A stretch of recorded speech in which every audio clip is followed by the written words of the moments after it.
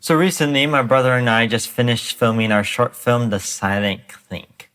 And I gotta say, I had a fun time doing it. It was a great experience. Um, we'll put it on YouTube at some point eventually. But right now, I'm just doing the festival circuit. It's about this rich dude, Mr. Ethan McMoneypants, I don't know, celebrating something, when his cowboy is seemingly stolen by the great Stephen McThief, that scoundrel.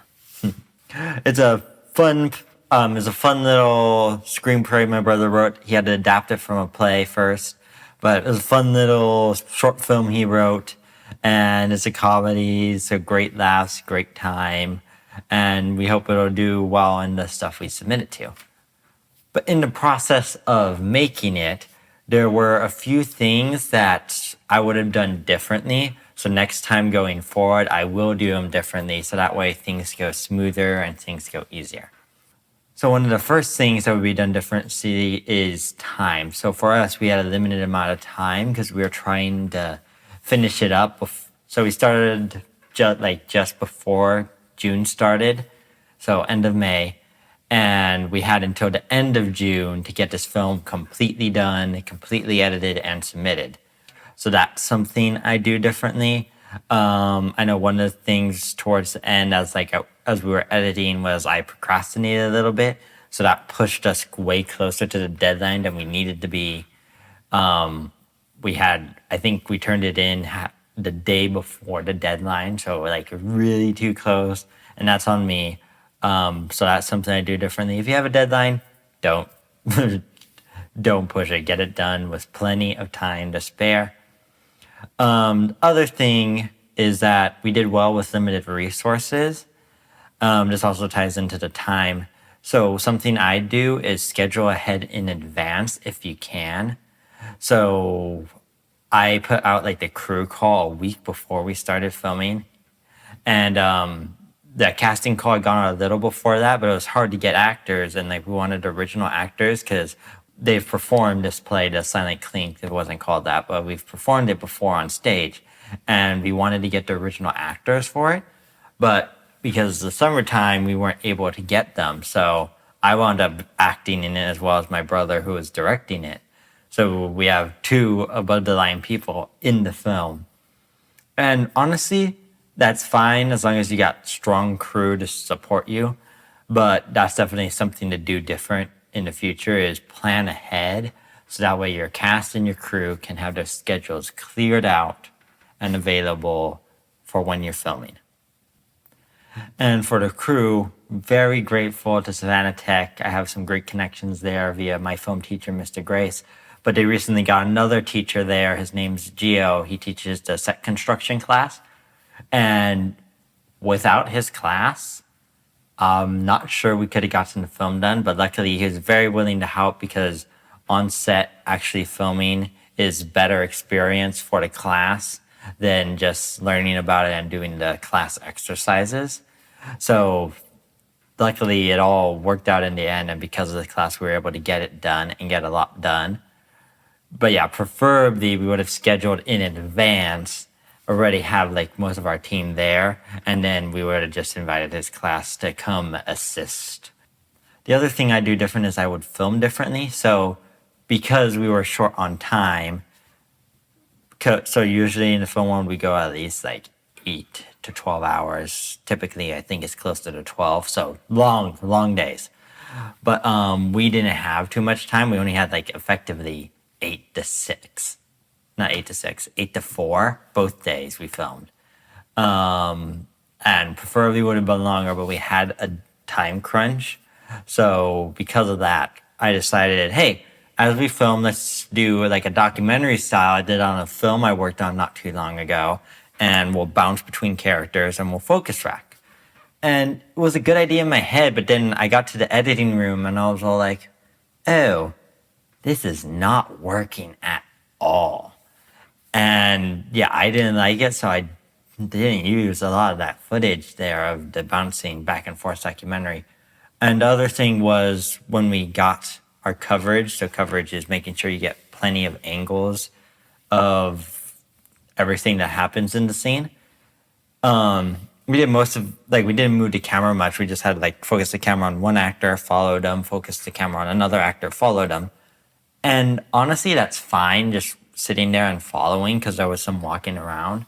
And that part was fine. But what wasn't was like if you have two characters sitting on a table, like let's say I'm sitting here and someone's sitting else, the person I'm talking to is sitting here, and we're talking to each other. You wouldn't have one camera be focused on the one person and the other person, because then what happens is you cut between them is it's a little jarring. What you do is you have one camera here focusing on this person, and you have one camera here focusing on this person. Maybe not filming that at the same time sometimes, but you definitely have the two setups. And we didn't do that, but it honestly wouldn't have taken that much more time to simply go, just grab the tripod, grab the camera, and go, move. And so that's something I do differently, is make sure I get adequate coverage, at least like the wide shot so we can see everything, and then medium shots, actually medium shot goes to my waist, of all the actors, and that gets us at least enough coverage. And then if we have time, we can go to close-ups and stuff.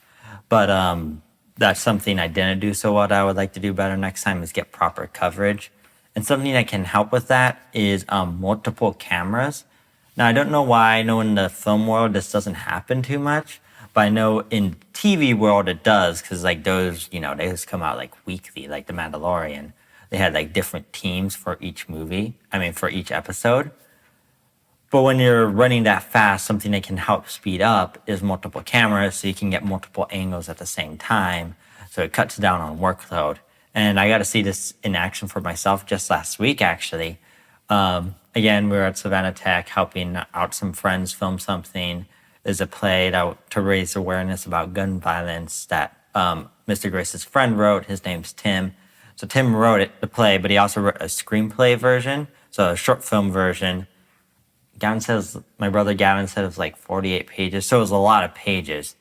3 days of filming. I didn't help on the second day, just the first and third days. The second day was a night shoot, 6 to 9. The other days were we started at 8 in the morning, and then we went to, I want to say 6 the first day. I think it was a little closer to 4. Maybe it wound up being 6 the second day. The third day. But something that allowed us to get through a lot of the script, a lot of scenes, a lot of pages done, was we had 3 cameras running at once. So we had a main wide, and then we had a dirty over. So a dirty over is when you have someone's shoulder in the background. Like if someone's sitting in front of me and we have a camera over here focused on them, it's going over my shoulder on them. So my camera was a dirty over on the person they were interrogating because it was taking place in a police station. And the third camera was a dirty over of the person being interrogated on the 2 detectives. So because we had this 3 cam setup, we were able to get scenes done somewhere between 2 to 4 takes. 2 if we had a really good take, and then a second one just to be safe and make sure we had everything. And then 4 if we just needed a few more takes.